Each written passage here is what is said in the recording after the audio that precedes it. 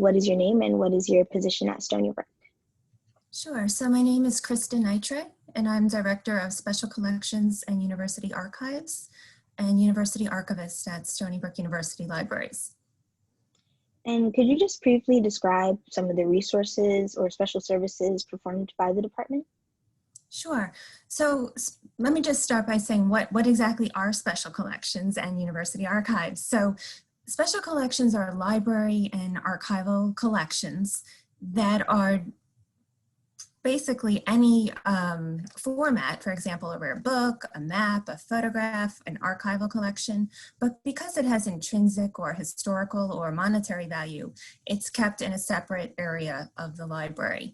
And I should say that that's for, preservation of the materials, but anyone is invited to make an appointment to come and consult the collections. Okay, and is there any information that you wish more students knew about special collections? Just things that you want someone watching this video to take away from the program?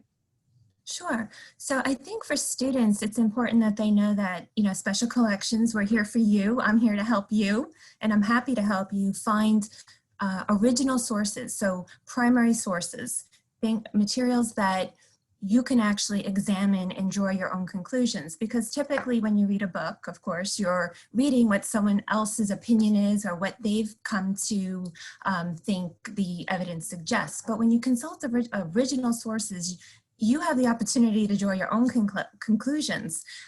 So whether you're reading a letter or interpreting a map, or you want to read a diary, you have access to draw your own conclusions and inferences, and it's not pre-digested. You actually can, have the ability to assess all that and evaluate it for yourself, and that's what's so exciting about it, because you could handle a document that no one's looked at since the person wrote it 300 years ago. So you really get that direct access to history, and it's also really important. I want to note that the collections are very diverse, so it's everything from science to history to medicine, politics, literature. We really have a lot of disciplines represented in our collection. So don't think it's just for humanities or social science. It's really very multidimensional, and there's a lot of different types of collections. And really the gateway to our collections is our website, which we're looking at right now. Okay, so I will probably have the website linked in the caption, just so that people can go and check it out. And thank you so much for speaking with me about special collections. I definitely think that more students could use this information. I know that when we talked, you gave me some examples of things that we had at the university. Like, I know we talked about the tintype photographs, and I had learned about those in the class, and I wasn't even aware that we had them. So definitely talking to you has made me a lot more aware of the resources that we have available. Yeah, the other thing, if I can point out two more quick things. Sure. We also have, well, a couple of things I'll just point out. University archives. When you think of university archives, think of the history of Stony Brook. So everything from student newspapers to yearbooks to materials that tell the story of Stony Brook. And on that drop-down menu, there's a university timeline, information about the history of the library, which I remember I shared with you earlier about, interesting facts about even the building itself, why it's difficult to kind of navigate it at times. We also have a menu particularly to help students with their research. So I developed a tutorial to kind of understand what are primary sources and how to use them in your research.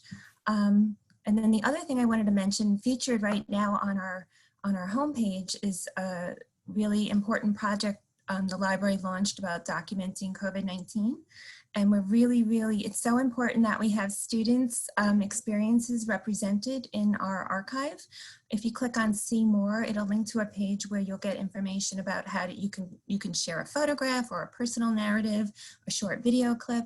And we really want to have a fully inclusive archive. So we really encourage students to participate.